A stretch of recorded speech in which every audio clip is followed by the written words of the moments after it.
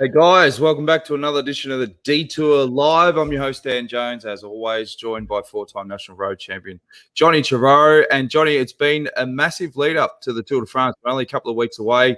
All the big lead-up races are in the can, so we should, on paper, have an idea of a bit of form, Johnny. Any surprises over the last week of racing?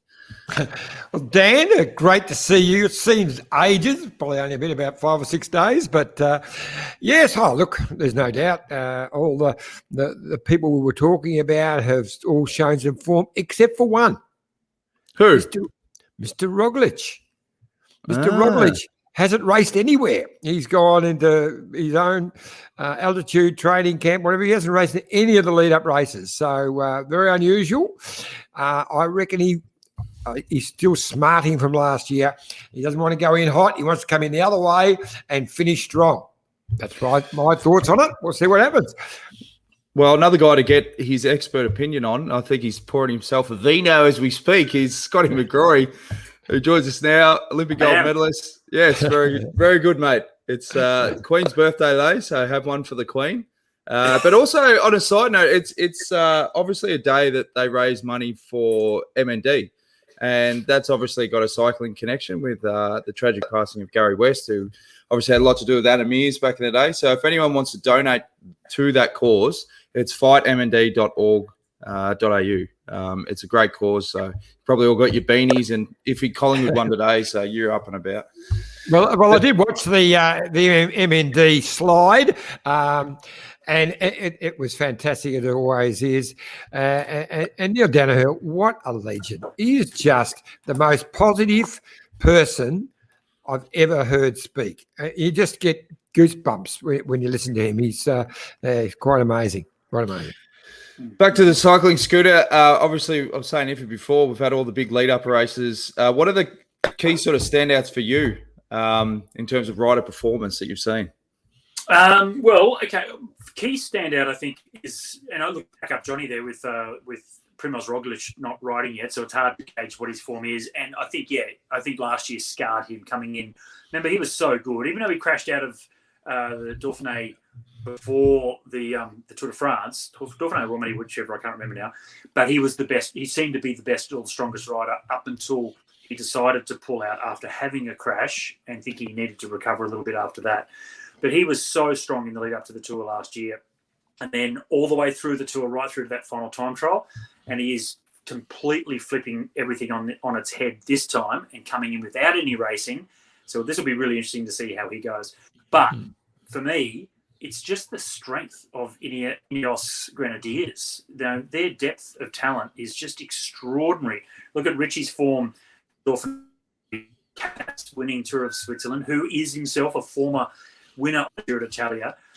Geraint Thomas was really strong also at the Dauphiné, but they had Theo Gegenhardt, a former winner of the Giro, last year's winner of the Giro, also riding in advance. You've got Adam Yates sitting there as well, a Grand Tour winner. Craig Costley, he hasn't won a Grand Tour, right? He hasn't won a Grand Tour. His brother. No, he hasn't won a Grand Tour, but he's won a. Oh, there you go. He should have then. But then you throw all the depth, so many incredibly talented riders that they've got to put together to create this incredible super team, if they want to, who's going to ride the Tour at the end. But that's the thing that stands out to me tonight. It's like, who can get the better? Bernal obviously is not going to ride the Tour now after getting, that's already been banged on the head. He's not going to ride the Tour. But had he ridden the Tour de France, you've got the possibility of an incredible team, which then you also bring in, are they too strong? Well, we'll wait and see. You've still got Pogačar, I guess, as the favourite because he's the defending champion. Can he beat the might of Ineos Grenadiers? I think that's the thing for me. One thing for sure, Scotty, UAE, they will not be going into Paris in their slippers like last time. They won't be. Everyone knows about him now. So it's going to be a very different bike race. I suppose another standout ride at the Tour of Suisse was Rigoberto Urán. He's really fighting form at the pointy end. I think, 17 seconds off Carapaz for the overall. This is a guy that when he's up and about, he's finished podium on the Tour de France before. He's going to be one to watch out for sure, Scooter. Yeah, it's a good one, isn't it? And I think he's such a likable guy as well. So I think there'll be a lot of people that are supporting him anyway. But kind of like the race of the nice guys, isn't it? Pogačar, Roglic, Geraint Thomas, Rigoberto Urán. These, they all seem to be lovely guys, nice gentlemen. So it'll be, an interesting battle. Bring back Nibali. Bring back Nibali. Oh, yeah. Don't get me started. Well, I remember that. I remember talking about Iran. I remember that penultimate day when Chavez had the pink jersey, and Iran, obviously being Colombian, there was underlying, don't worry, if I'm there and I can help you, Esteban, I'll give you a hand. I never forgot that. So I don't mind Iran. He's a good guy. He's a good guy. You know what? It's interesting what you're saying, Scotty, because it's spot on. But he hasn't shown that form for more than a year. So it was such a reversal of form. That was a pretty brutal time trial, like up a mountain and down the other side. And he creamed them. He didn't just win it. He absolutely, Daylight was second. So it was a wonderful performance. Yeah, it was, wasn't it? And that's what, we were sort of thinking, I reckon, going into this year that depending on what Bernal's program was going to be, it was going to be another, cruisy ride for Pogačar. Maybe Roglic will come back. But you throw in some extra riders now. And Geraint Thomas is back to pretty good form. And look, the other one, he's not riding the Tour, but if he hadn't had that accident last year, but that was Remco Evenepoel. We've seen how quickly he has come back. Remember during the Giro when he was starting to struggle, I did say, give him a month. This guy is going to be at another level and back to being superhuman. Well, it's been less than a month, and he's already come away with the win in Belgium. So he's already showing how much that Giro has put into that incredible physiology that he has. And those sorts of riders, they just take incredible steps with that kind of racing in their legs. And he's on his way back. Watch him at the Vuelta, probably not at the Tour, though. No, not on the Tour. He will win the Vuelta. He's my pick for the Vuelta right now because I was so impressed with him in this last week. Okay, Tour of Belgium's got no big climbs or anything like that. But, it was to come back like that and just dominate it. Very, very impressive. I've got a question for you. What did Team Bike Exchange do leading into the Tour de France this year? Obviously, Lucas Hamilton's going to be riding the overall. Chavez was having a crack at Suisse. Given the depth of the GC guys at the pointy end, I mean, that is the cream of the cream. Do you just go all chips in and try ride GC? Or do you say, okay, let's ride it a bit soft in the first 10 days and try and pinch a stage in that second half of the Tour when these GC teams are sort of not going to be as fresh and try and get in a break? A combination of what you just said, mate. It'll be no chips in for GC. They'll give the boys with GC a chance, but the team will not be doing anything on the front. They're going for stage wins. So there's no doubt that Simon Yates is in there to win a mountain stage. And he's going to come out in great form out of the Giro. Definitely not for GC. He won't even. I don't think he would even finish it because the Olympics is a big thing for him, and he's set for it. So I wouldn't be surprised that he doesn't finish because only 6 days after Paris, the road race in Japan. So I think it's all chips in for stage victories, and I don't think they'll be going easy early because I think they reckon Michael Matthews can win one or either of those first 2 days because they're really hard finishes in Brittany. We know the Mur de Bretagne, whatever it's called, that's day 2. We've raced up that where Cadell won his only stage. The year he won the Tour. And the day before, it's got a similar type finish that no one's actually seen before. So I think Michael Matthews will be in that mix early on. Do you think they're going to be going for the green jersey with bling? Why not? I think that'll be in the back of their mind, but we know that when he got it, and this is no disrespect whatsoever, but when he got it last time, you had Kittel, who was smashing everyone in the sprints, and then ended up not finishing the Tour. Sagan, same situation. He was obviously the favourite, then ended up having not finishing the Tour. So he inherited the jersey. Regardless of how you get it, it doesn't matter. He got it in the end, but he wouldn't be going in as the favourite for green, but it's certainly in the back of their mind. Like all the sprinters, they want to go to try and win a stage. Once they've won a stage, okay, what else can they do? And that's when they start thinking about the jersey a bit more, I guess, legitimately. But they want to get that stage win first. Hamilton was also in good form though before he had to pull out last week. So it was gastro. The guys had to pull out. He was showing really good form and climbing. just behind the absolute best guys, or virtually right there with them. So, and a bit of gastro, a bit of deli belly, a bit of barley belly, strips those last 1 or 2 kilos off, can be great for the rice. That's right. Well, four of them of the Bike Exchange team were out with upset tummies, which is just bad luck. But look, it's interesting, isn't it? We're talking about the tour. It's only 2 weeks away, less. It was 2 weeks on Saturday. So, going back to Team Bike Exchange, I do reckon it'll be all out for stages, and they've got quite a few different ones to fly. I think you'll get a couple of guys who'll try and lose some time early on, so they can get that break on day 3 or 4 and get led up the road. There'll be a few doing that old trick, but it can be very interesting. I'm looking forward to the first couple of days in Brittany. I love Brittany. It's sensational, windswept roads. It's always fantastic racing. How hard, Scooter, is it getting for teams to say, we want to have a GC focus if you don't have the budget? Like, if you don't, you look at the list of Ineos and who they've got pulling on the front. Is this something you reckon teams are going to be like, something needs to be done, or it just is what it is?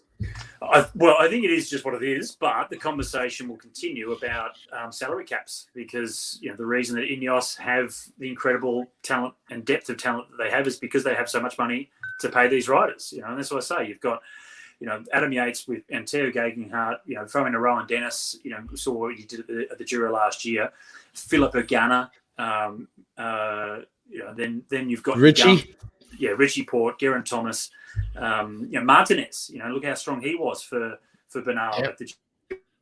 All of those guys into one team and ride the Tour de France, well, their biggest challenge is within their own team. So, that's where the discussion starts. Are they too strong? Is it bad for the sport? At the moment, it hasn't been. The racing's been fantastic. Pogačar is the defending champion of the Tour de France. Roglic was his biggest rival. So right now, I don't think it's a valid discussion, because they're not as completely dominant over the last 8 months as perhaps they were previously with Froome, and then we go before him. And this guy's still only young, isn't he? Pogačar. So he's got plenty of time to come. And he just won his home tour. He's on good form. It's a soft win for him, without disrespecting the people he beat. But, it wasn't against the absolute Tour contenders. Ulissi was second overall, and he's not one of the favourites for the Tour de France or the Giro or the Vuelta.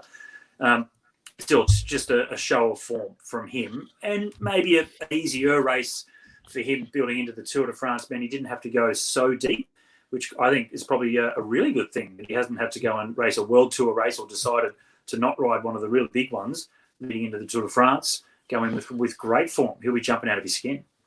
From a... You don't think so, John? No, I most of what you say, but I think I'd rather be having a Tour de Suisse or a Dauphiné in my legs just 2 weeks before the tour than something soft. But I was impressed with the way he won one of the earlier stages. He just hit him early right away. It was just almost disregarded everyone and just showed what he could do. So no, his form's good. And he's my favourite, my pick. I think as good as Ineos are, I don't think they've got a rider that can beat him. They'll have to beat him with tactics more than just the strength of their team. They'll have to be using the fact that they've got 3 guys, maybe 4 guys capable of winning to put up the road. That's going to be the tactic they're going to have to play to beat Pogačar, because UAE, they're much stronger than last year, but they're still not the same league as Ineos. Well, you love making big statements, Iffy. This could really work in the hands of Richie Port if he's used as that early decoy.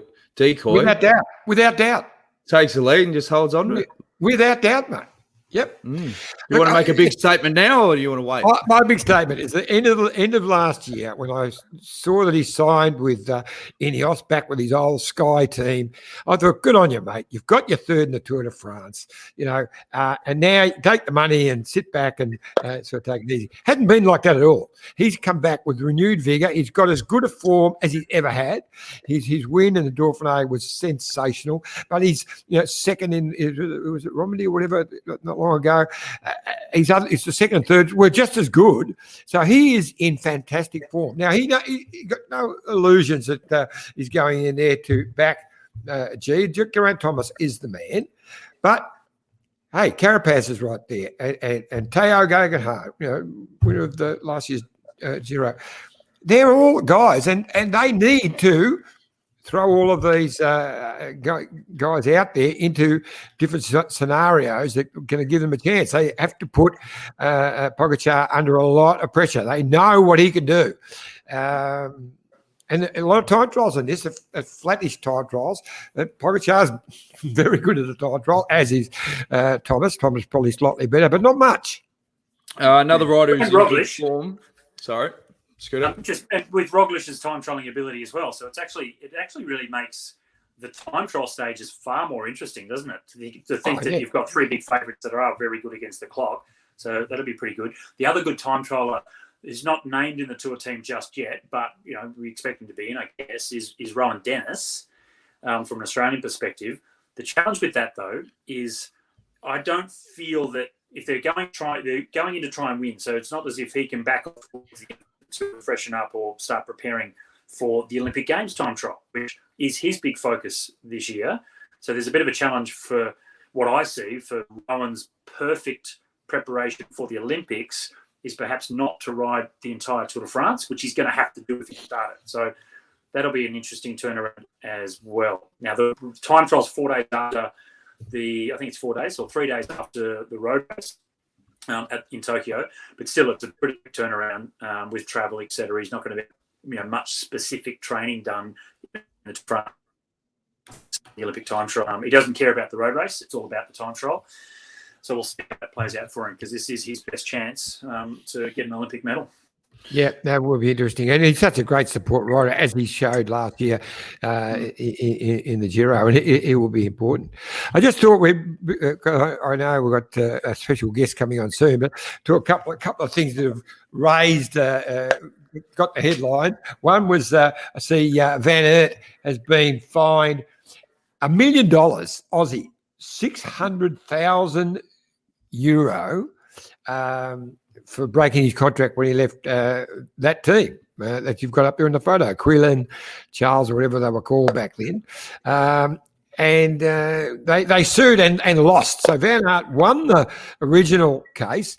They appealed and they've won the appeal. And now Van Aert is talking about appealing as well. But it doesn't look too appealing to me, $1 million. No. So what was the situation there? He left the team. They owed money with is it the transfer fee or what? How's it work? No, it wasn't that. He was leaving the team. They said no. The team was changing sponsors and ownership. He felt that they'd broken their contract with one part of it anyway. So he just left, went to Jumbo. They sued him and lost. So they were suing him for breaking contract, but they lost it. They appealed and they've won the appeal, and now he's got to pay $600,000. It's a fair chunk of change. Isn't it? Yeah, but it also indicates how much. This is like he was obviously a good rider then, but much more of a cyclocross specialist, and showing that he was a good roadie as well. But since then, since he went to Jumbo, we've seen just how incredible he is. But it also indicates just how much money that that these guys were on as elite cyclocross riders that could ride the road as well. And that's something that's really changed over the last probably 10, 15 years, just the amount of money. This is nothing like, professional football and soccer, European football, not Australian football, but, and all the American professional sports, so much money in those sports. But traditionally within cycling, it just sort of shows the kind of some of these guys now commanding, which is great for the sport. Like I like that. We think if it's not the hardest sport in the world, then it's pretty damn close to it. And these guys work pretty hard at it and they're passionate about it. So I think they should be rewarded somewhere near or closer to some of their counterparts in some of the other professional sporting codes. So it's good to see that sort of money up there. But gee, I tell you what, it's got the bank if he has to pay that back. Exactly. Have the team going for another year. It'd be great. Now, the other thing that popped up in the headlines was Van Schip riding for us. There's a picture of the special bars for beach cycling in the Tour of Belgium, and he got kicked off the race for his position. And so the interesting thing was it passed all of the rules, and the officials at the Tour of Belgium passed it that morning and everything. But then after reviewing it, they kicked him off the bike race because what I can read about it, it's not so much the bars. They've kicked him off for using that position. So the bars are okay, but you can't lay across them and use the streamlining position that he did, which is what they're actually called the Spico Aero breakaway bars. Well, if that's not exactly what they were designed for and exactly what he was doing, because he was in a great breakaway and did it really well. But anyway, it got him kicked off the bike race. Yeah, I disagree with. I actually agree with them being banned. I've got no. They've designed these to they haven't designed them to overcome the rule changes. These were obviously already in the planning, and they've been tested. And these guys, his team are very much in the forefront of aerodynamics and training another level. Very, very fast with their track program as well, and a lot of initiatives that they've come up with that have been super fast team pursuits and things like that. It's the fact that they've let him ride and then disqualified him. I think once you've started, it's okay. Yeah, the UCI stepped up. It wasn't the bars, it was the way he rode with those bars. And he was involved in the development of the bars as well. Remember, because it wasn't he the guy on the track who came out with those really small handlebars, like about 6 inches wide, a few years ago? Yeah. Well, Glenn O'Shea tried a pair of track bars for the Omnium, actually, because they used to have the flying lap time trial in the Omnium, different format now that we'll see at the Olympics this year. But to try and get more aero, he had a pair of bars that he was trialling before the Rio Olympic Games and at the Rio Games, and they were only something like 20 centimeters wide, super narrow little things. He didn't actually end up using them in competition. So this is an alternative, but it is to try and get more aero. And I understand that they've been allowed to use them, but then if you touch the bars with your forearms, then you're breaching the new regulations, and that's why they've disqualified him. I reckon that's all bullshit. I think they needed to actually let him get through the competition that they allowed him to ride in, and then disqualify the bars themselves, to dare them, deem them illegal or whatever you want to do. But once he started the race, of course, he's touched his elbow. He hasn't done what the rules say with the new rule changes, where you're dangling your hands over the top of the handlebars, not holding on to anything. He's actually still holding onto the brake levers, so it's not unsafe to do what he was doing.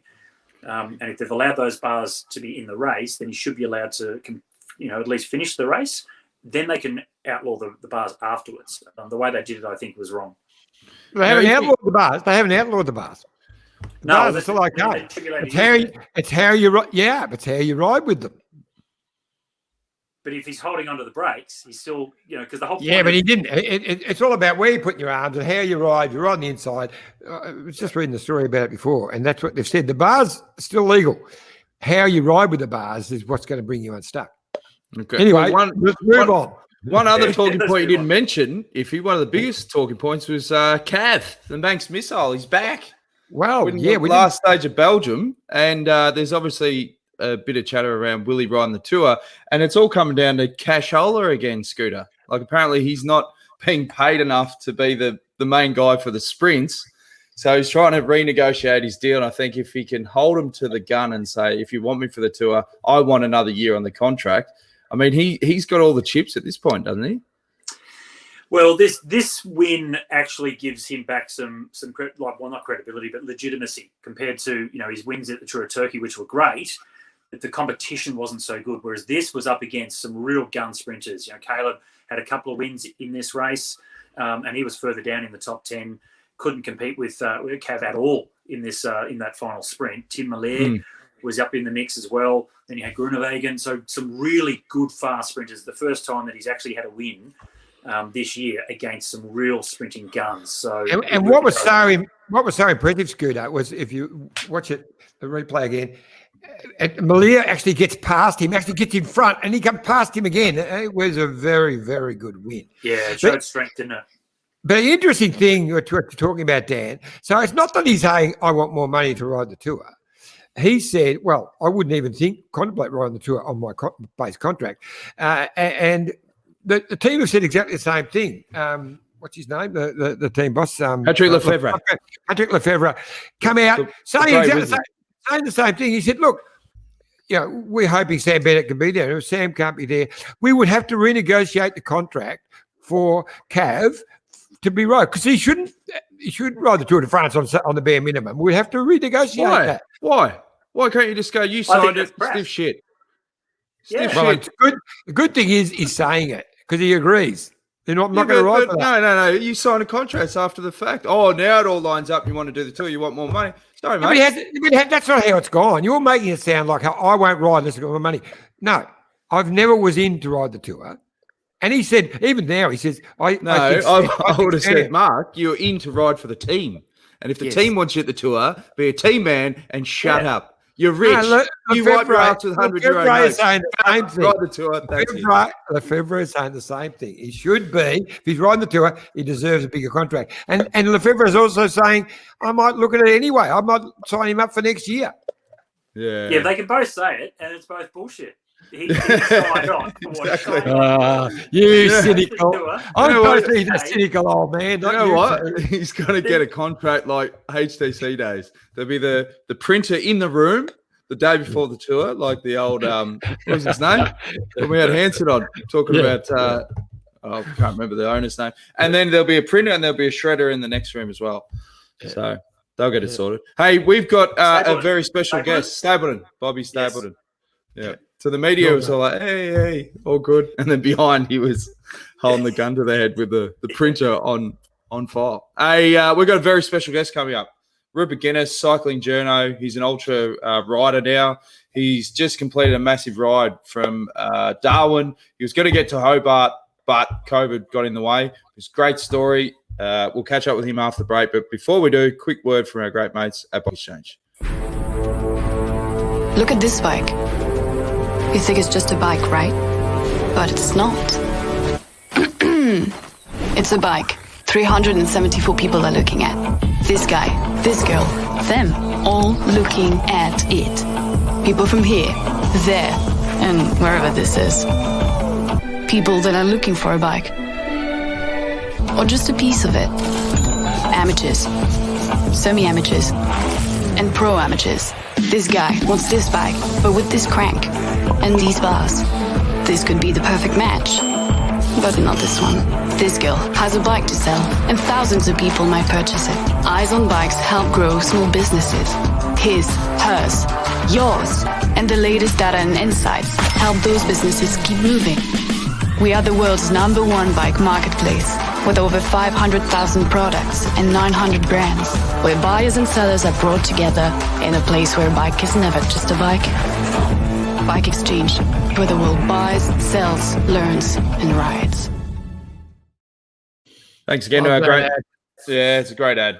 Thanks again to Bike Exchange. Now, before we get to Rupert, let's run through a couple of viewer comments. Michael Albacini on LinkedIn. Jonesy, how are you? Yeah, good, Alba. Hope you're well, mate. Wendy Superfan, good to have you back. Dan, John, and Scott. Albert could have just sent you a direct message to say hi or give you a call. Well, I think the videos popped up on the profile and he's thought he could have a chat, but we're having a chat now. Hope you're well, Alba. Send us another message and fill us in. T. Kingo said, has having over 2 leaders ever worked effectively? Onse and Movistar tried it. However, the 2 Slovenians seem just that level above. Teamwork needed to make the dream work. What do you think, John?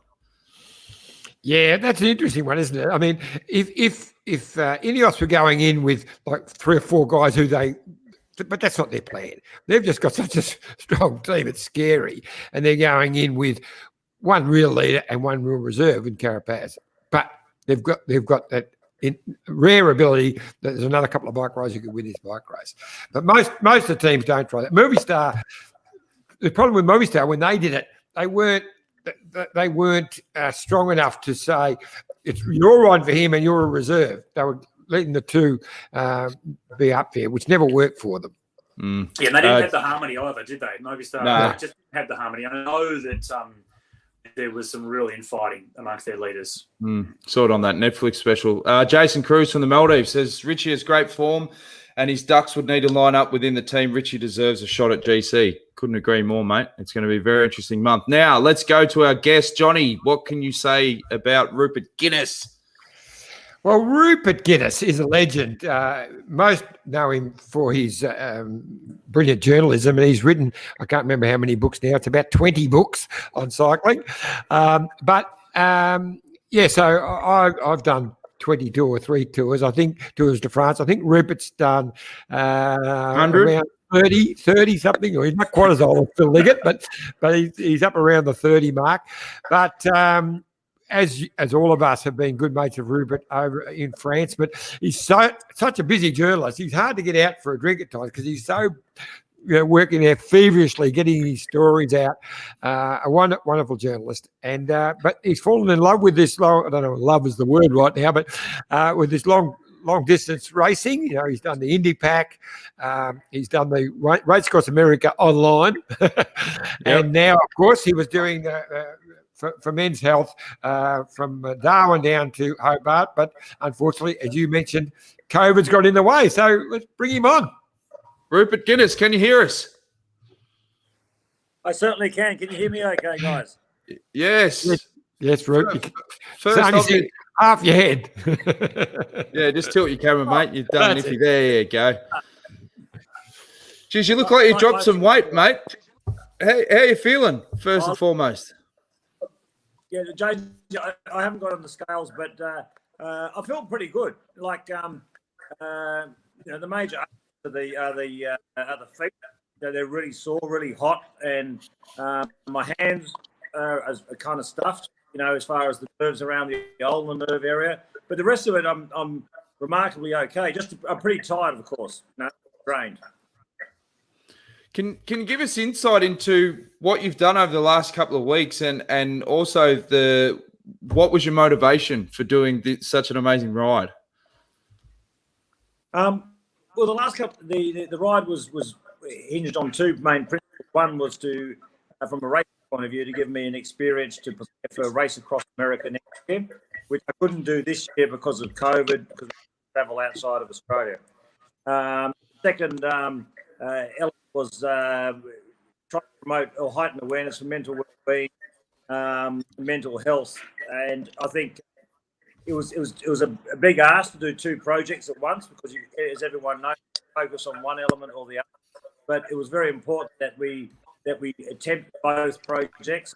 My preparation for RAM and also the campaign I had under the guise of Power of the Pedal, connecting people, connecting minds. I was quite happy if trying to prepare for RAM was compromised by the campaign for mental health, because it's really important now, as you all know. But also, I just was the Power of the Pedal campaign. I want to get going on itself, so it's based on ride by ride that I do. That is an ongoing campaign. So it was an ambitious project, but and it was certainly one that provided a lot of unexpected challenges. But as we all know in life, how you respond to those unexpected challenges, that's the measure. And right now, myself and the support crew are extremely happy as we sit here in Adelaide with a nice little rosé. Ah, very good. It reminds me of Paris, Monday after the Tour de France. That's another story. Hey, Ruth, is the Race Across America, is that going to be on this year? It's just that you couldn't get there because of the travel restrictions? Yes. This year it is on. It's actually starting tomorrow American time, Tuesday American time. The field is limited because obviously a lot of international riders can't get to it. But it's great that it's still on. The event itself held as a virtual race last year, and that's sustainable for so long.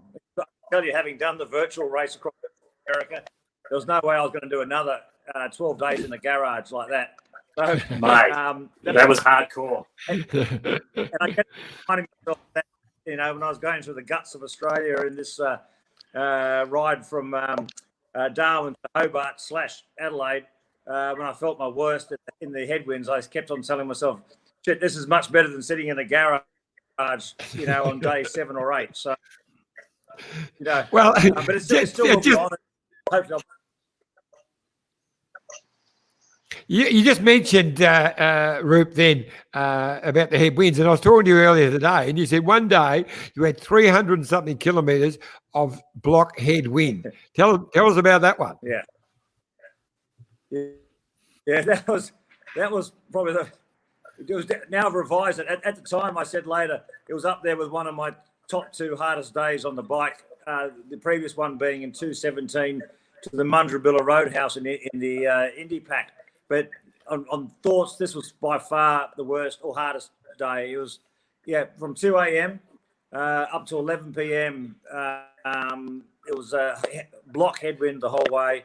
Average of 20 to 30 k's an hour, but there was gusts of 50 to 60 kilometres coming along all the time.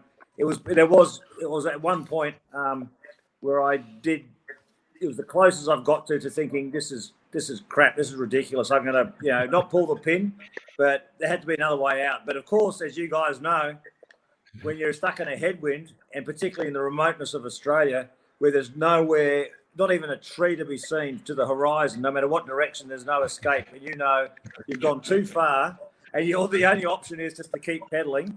And even that night when I was still pedaling, of course I had a support crew behind me, but we had the RV as well that goes ahead. The RV actually came out where we were about 35 k's to go, because they were going to pull me because it was that dangerous, because they heard reports of how dangerous the winds were, and they came out to check if I was physically and mentally in a sustainable position to continue on. And I guess unfortunately they thought I was at the time. I remember thinking, geez, I wish they'd pulled me. I would go, but they didn't. And getting back on the bike for those last 35 k's in the dark up to 11 o'clock, knowing that other people have gone to bed, it sucked, but it made for a great anecdote that I'm going to milk a lot of lunches out when I come down to Melbourne. Okay? When I come down to Melbourne. Now, was that a Jayco RV? For a check, is that a Jayco RV? Yes, it's a Jayco RV from Let's Go Motorhomes, and of course, it's been superb. It's been absolutely superb. I'm away from home, and the bed I've got the Voyager model. The bed is bliss. It is the best bed you could ever imagine. Hey, what impressed me is how people could follow your journey. They were doing some amazing content. Obviously, Michael Tomalaris from SBS Cycling Central was along for the journey, and they were doing videos every day. I want to show viewers a snippet of the video from yesterday, which was really good when you got to speak to one of the small country towns. Through the mist appeared another roadblock, but this time it was a roadblock of a different type. By sheer coincidence, Rupert was welcomed by the strong community of Melrose, the town hosting the annual Fat Tyre Festival. And it was an opportunity for Rupert to spread the message of his long ride from Darwin. Young and old, people of all ages, they listened to his every word. The purpose of this ride, Darwin to Hobart, which is no longer the Darwin to Hobart ride, because unfortunately COVID blocked us going through Victoria, and then it stopped us from getting to Tasmania. But the fortune of the bicycle, whether it's fat tyres or skinny tyres, is you can go anywhere. A tour doesn't get stopped. A ride doesn't get stopped. You just turn an alternate direction and follow the wind and follow your nose and follow your heart. And I think that's something that bonds us all with the bicycle. And as Tomo said, a large purpose of this ride is to promote, to heighten awareness for mental health and well-being. I was very much struck by this cause when I did the first Indy Pack in 2017, where tragically Mike Hall was killed near Canberra.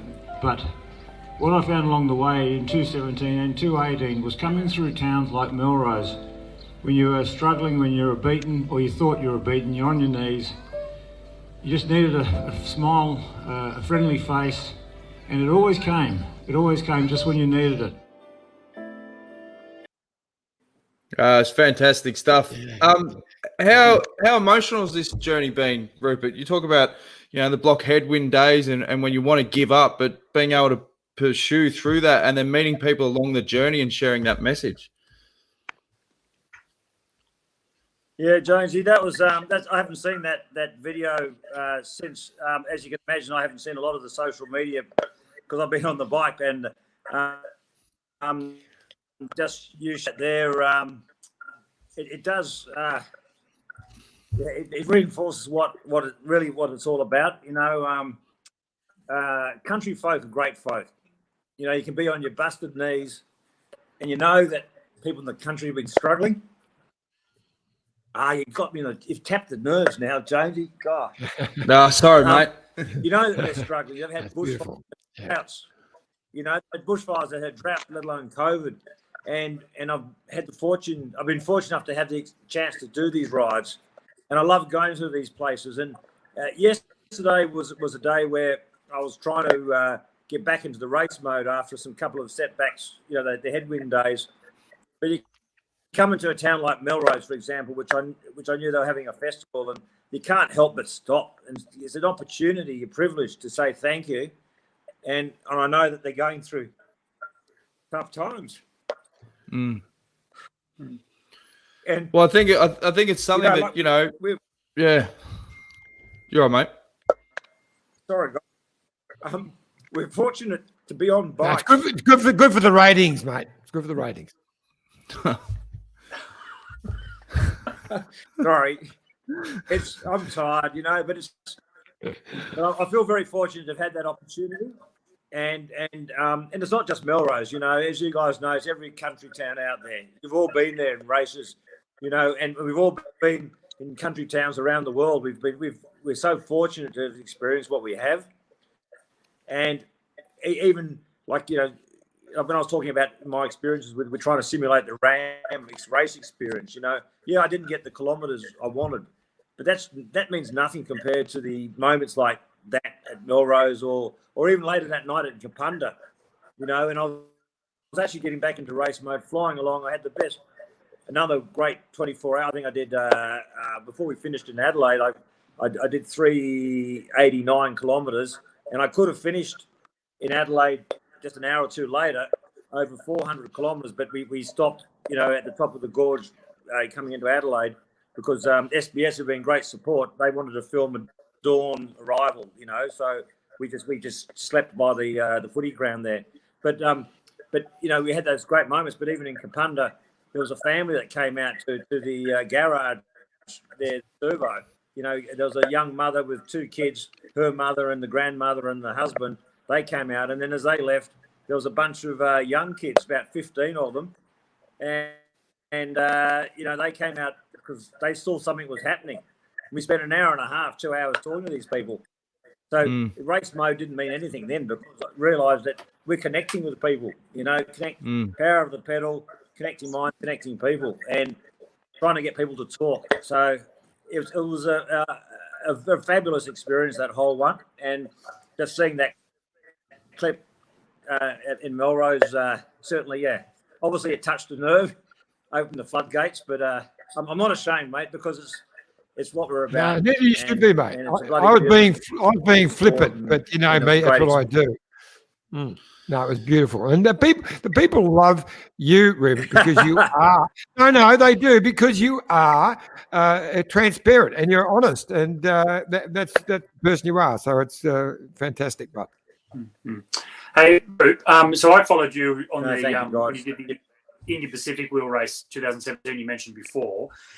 And you're doing little videos all the way through. Obviously, you're trying to, it's a race and you're spending a lot of time on the bike. Now, that was the solo, well, everyone started together, but pretty very quickly, you're out there on your own, no support crew, which is just an incredible thing to go through. And I actually, when I first heard about that event, I contemplated doing it myself. And it was more about whether I could actually, just being out there on your own, with yourself, actually having to deal with being on your own, and your own demons. I know you got pretty emotional through that.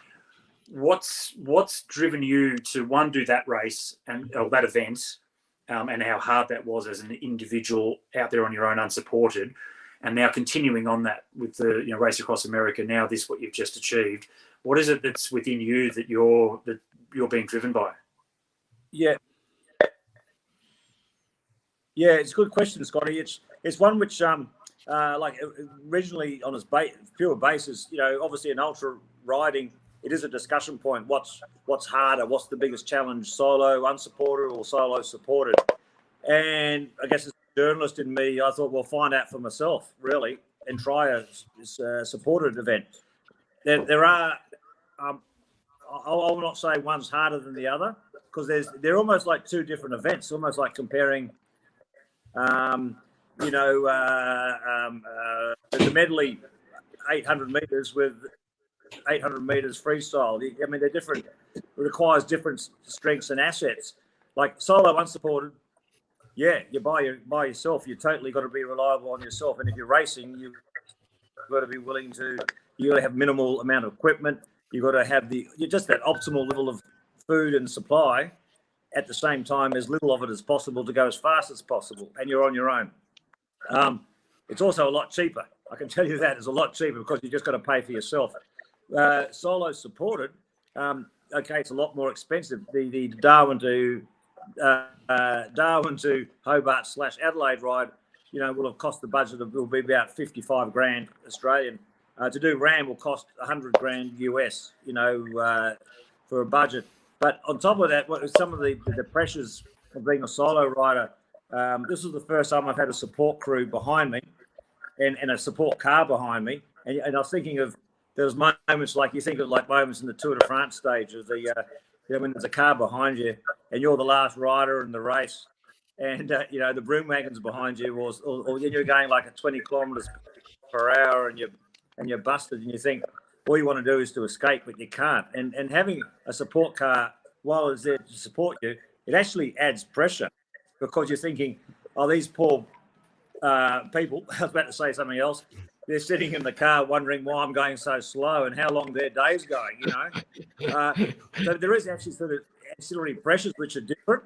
And you also have to, one thing I've had to learn, and we've all had to learn in our support crew, because we'd never done a race before or even a training ride before together. So we didn't know each other, how we respond under duress. I'm not talking about after 1 or 2 hours. We're talking about after 12 to 15 hours in the loneliness of a cold night, how different people respond. I get snarky a bit, and sometimes I got sick of hearing in the radio, "Root, stay to the left, stay to the left." And I remember one time I got so sick of being told stay to the left, I deliberately went right across the left, across the shoulder into the gravel, saying that was my body message saying, "Is that enough to the left?" I was cracking the shit over it. And things like that, it's really weird. And then we joke about it now. We've been joking about it since. So there's been no friendships lost or anything, but they're very strange pressures that come with it, Scotty. And there's going to be more to learn about it. So it's really exciting from a human social experiment. What about the road trains, Rupert? They must have, you see them on the TV and they're that long and they go that quick. Were they any effect at all?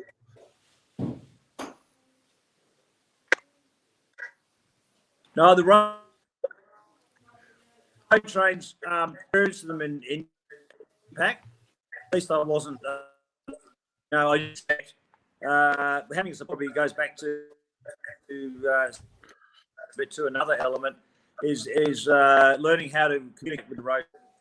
So the support crew with the radios communicate with them because we had the car was saying cyclists ahead, flashing lights, and they would you could see the road trains from kilometres away, particularly at night time, and they'll just alert the guys coming up or the guys coming forward from ahead of you saying, look, here we just, a cyclist support crew with a cyclist riding for mental health awareness. We can see you coming. We're ready for you to pass. And there'd be a lot of engagement going on between the support crew and the driver of the road train. And it was always convivial. It was always good. And quite often they would say, "Oh, that's a great cause." Because I've heard we've recorded some of the discussions of that, and you hear them say, "Oh, that's a great cause, good on you, and we'll look after you." And then they relay the message forward, particularly Gilbert's trucks. We're going to give a big plug to Gilbert's because They were really good, but so were a lot of others. And the only real dangers we had was coming into Port Augusta the other night, where the highway really quite suddenly. And I guess because Port Augusta, a shipping port, trucks barreling in and barreling out to make deliveries, and it was really sketchy. And we did stop with 52 k's to go that day. I got in the car for the last 52 k's because it's just not worth, taking the blackness of night when there are times when there's only centimetres between you and a road train, and that's dicey enough as it is. But when you start to think this is too dicey, that's the moment to think rationally. So that's too close a call, The truckies were generally really, really good. Oh, that's good. That's good to hear, mate. Well, it's been an incredible effort. And as you were saying before, I mean, raising awareness for particularly mental health. I mean, the big takeaway is to be comfortable with your vulnerabilities and to get people talking, I suppose, Rup, and what you've done tonight, even sharing your stories and your journey and being in touch with your emotions is really important, mate. And I think that's a really important message to get out there. Scooter? Well, just what have you learnt something about yourself? Has this changed you doing since starting IndyPac and then doing the race across America? I must say, can I preface this by saying the race across America on the home trainer, that is the most insane thing ever, but good on you for doing it, because I don't know how you got through that, but now doing this as well. So, what has this changed anything within you and the way you act and feel?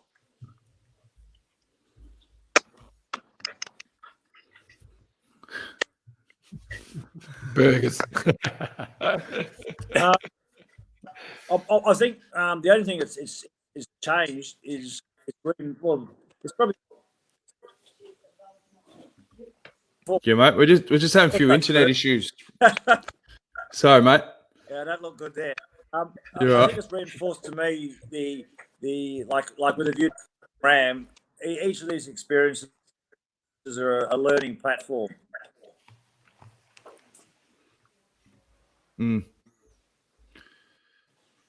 Sorry, internet's just dropping in and out a bit, Rup. That's right. We're used to this on the detour. Well, I just like to say, Rup, I've missed not being at the Tour de France for the last, this will be the second year. I've missed it. But what I've missed most about that is our Monday lunches, which have become quite famous or infamous. And let's hope next year we're back. I think we've lost him. Well, it was fantastic having Rupert Guinness on the show. He's an absolute legend. It's a fantastic journey, and what he's doing, I mean, geez, I wouldn't be able to get through one of those days, let alone what he's doing back to back. Yeah. Did you watch, Dan? Did you watch much of the did you take much notice of that IndyPac, the Indian Pacific Wheel Race that he did in 2017? Yep. That was, and obviously it was tragic, the tragic end to it all. But I remember watching those videos of Rup that he put up, and he was quite emotional. And I was genuine about saying that I did consider doing it. There was one before that. There was the race to the Rock, and I went from Adelaide up to Ayers Rock, and then the IndyPac was the next one that organisation put on. And and I actually, I seriously did contemplate doing it, but one of the things that I stopped, my own competitiveness, and John's the same, we've got this sort of inner competitiveness that if you're going to enter something, you're going to try and do the best you can. Now, I was not going to be competitive against those real ultra endurance riders. They are just seriously something next level, which would have been a challenge for me to be able to not keep up with them. And then it would have been really a race against yourself and lack of sleep. And, like most sort of, I guess, your elite competitors and athletes, we don't go with lack of sleep. It is all about recovery as well. You train as hard as you can for 2, 3, 4, 5, 6, 7 hours a day, but then you get a big night's rest, big sleep recovery, so you can train hard again the next day. That's not the way these guys do it. They sleep for 1 hour, 2 hours a day, and then just keep going. And I was genuinely nervous about whether I put myself in that situation, how I would mentally be able to get through that, with lack of sleep and just keep pushing yourself, and then not being competitive against those guys, throw it all in one big melting pot. And I was a bit worried about how I'd actually cope with that. So just in the end decided not to do it. So I've got full admiration for the guys that can and guys and girls. I think Sarah Hammond she's one of the incredible athletes that does it as well. She actually won the race to the rock, the first one that they did, against the male competitors. So yeah, she's someone that can sleep less than anyone else, and I don't know how they do it, mate. It's full admiration. Hang on, he's back. You got better internet, Roop. You're near the Wi-Fi box. Yeah, I must be. I've also plugged my phone back in the. It was down to 1%. That must have been It's always the way. modern technology. Yeah, well, if you just said how much he missed you, before. mate. Yeah, if you just said how much he missed you at the tours and those long lunches. Yeah, the infamous Monday lunch. Next year, mate, we're gonna be back. I mean, it started off with just Rupert and I having lunch, and then gradually it became. No, I was there for the first one, mate. So was I. Yeah, we were there. Forget So that, you don't take credit. No, I you think we weren't. No, you were. weren't. No, you Yes, weren't. we were. No, you weren't. We No, you were. No, you weren't. First time we had lunch was Rupert and I, and one of his mates. We ride today with a bunch of people down here, and one of the people on the ride was Tiff Cromwell's father, Mike. Oh, nice. yeah. Lovely guy. I told him about the lunch that year. Not all about that lunch. I'll leave it at that. Yeah. I got as far as us leaving the lunch, and I said I couldn't remember who was carrying who. No, we won't go there, but it was very funny. Very funny. Hey, if you wanted to send a shout out today, there was the Queen's birthday honours. Yeah, Donna. There she is, Donna Ray Zelinsky. She's got a gong today, OAM. Very well deserved. I mean, we forgive her for being born a Canadian, but she's become very much an Aussie. She represented Australia. She rode the Tour de France, but she's been one of the great forces in women's cycling and men's cycling too. She's often race team director of men's teams, but she is a human dynamo, and very, very fitting that she received a gong today. Yeah. Well done. I mean, as a racer and everything she's still doing now, that's totally deserved. Congratulations to her. Yep. Hey, Root, what's okay? Now you've cut this short. By no fault of your own. What's next? What's your plan now over the next couple of weeks, couple of months? What is it that's coming up? Well, look, probably just to recover first, but also, I'll still continue the training. Like this week, my coach Marco Ballo from Slovenia, he's got me down. He's been very imaginative. He said tomorrow's a 1 hour coffee ride, and then Thursday is 1 hour easy ride. Friday is 1 hour coffee ride. I don't know what the difference between an easy ride and a coffee ride is, but I may be imaginative. I may include a beer ride and see what he thinks about that. Rosé sprint.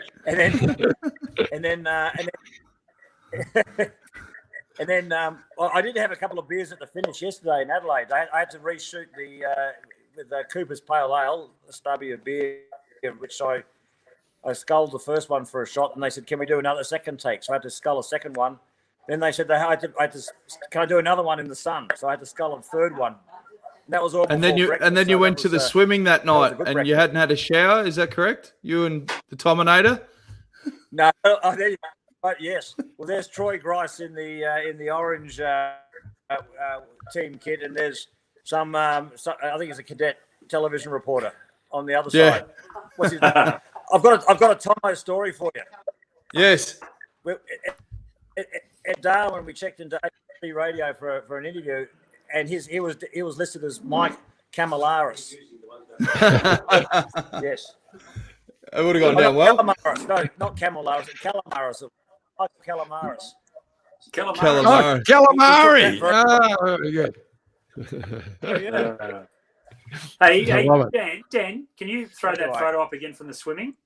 From the swimming. Yep. Yeah, the one from swimming. Because you said that, did you go to the swimming after not having a shower? By the reaction of the man behind, who feels quite cold, and the woman in front. Good pickup, there was Scotty. a pretty strong odour going on there. Yeah. Both the boys have got cross-eyed as well. Yeah. Boys are shocked. I don't know which way to look or smell. The woman in front, she doesn't look too happy. No, it's well picked up. Well, anything you want to add before we go, boys? It's been a monster show. We've loved obviously having Roop on. Anything you want to add before we wrap things up, Iffy? Hey, well, let's ask Roop. Obviously, you've been busy the last couple of weeks, but obviously, as Australia's most prolific Tour de France reporter, going back to the days of Phil Anderson in his early days, you've been around for so long. What are your thoughts on going into the Tour de France now? It's only a couple of weeks away, and who are the big favourites? Well, my thoughts are going. I mean, I won't be going to the Tour de France. So I can't get a working gig anyway, so it must be past my use-by date. But I reckon. Look, I think it'd be obviously an exciting tour. I know you were talking about Richie Porte earlier. I do believe Richie will have an exceptional tour, and obviously we can see the form that he's in this season is great. He's in a great state of mind. His whole family situation is very happy and stable, and we know that when Richie's when he's like that, things go well for him. Also, I think as you're talking about the strength, it's interesting that debate or discussion you were having earlier about the two leaders or whatever. But I think Sky, Ineos, or Grenadier, whatever you call them now, they do have so many potential leaders. They've shown before they don't mind who wins, even though they'll say so and so is the leader and so is the backup. They don't mind who wins, just as long as the team wins. And those riders all know, even if they're a designated leader, that doesn't rider. That culture in that team now is they know that you may be the number one leader at the start, but that doesn't mean you're going to be the protected rider at the end. And I think for someone like Richie, I still believe he can win a Tour de France. I'll leave it at that. But you need, as we all know, as Cadell showed, you need the perfect environment to do that. Every rider needs the near perfect environment, and that's not a given either. But I think Richie's in the best physical and mental state of his career right now to produce the best possible opportunity, to make best of every opportunity that comes his way. Leave it at that. I just think, he's got his podium. There's pressure off him there that he's strived for. So I would not be surprised if he was in yellow at the end. Sorry, Richie, I've put too much pressure on him now. I love it. I love it. That's sensational. Yeah. There you go. So that's how it's going to be very, very interesting, Roop. As we said, we've really appreciated you being on the show, mate. You've done a sensational effort. Everyone's getting behind the cause as well and spreading, awareness for mental health. And we look forward to the next adventure, mate. We'll be tuning into SBS Cycling Central Facebook page and following the journey. But we hope we can all get back to the tour again one day and have that rosé lunch for sure. That was obviously the best part of the trip, mate. Oh, yeah. You wouldn't do it otherwise, would you? Nah, no point. No point. Enjoy your recovery, Roop. You've earned a bit of a break, mate. No, thank you very much, and I really appreciate your support. And sorry I wasn't able to get back to you when you were messaging. You were both Jonesy and if you were messaging me, my mobile wasn't operational. Bullshit! You're at the bloody swimming on the cans. That's fine. That's fine, mate. All good. We'll speak to you soon, Roop. Okay. Take it easy. Thanks, mate. See you, mate. Thank you. He was sculling Coopers, mate. He was off his head. That's why he didn't respond. Yeah, that's it. It's always tougher when you're doing an interview though, and there's that 4-second delay because you say something and then you get another sentence in, and then he laughs at what you said. Then you go, "Hey, what's going on?" But then we picked that up early on. But that's just South Australia. Everyone else. Yeah, that's right. Everyone that's time. right. It's just South Australia's slightly behind. Yeah, exactly. All right, boys. Well, thanks for a massive show. We've still got some more podcasts to go before the Tour de France kicks off. No doubt it's cycling. There'll be some story beforehand. We'll be obviously keeping tabs on team selection, if Cav gets a ride or not. And then teams will obviously be sharpening up before the tour, making announcements, and see how we go.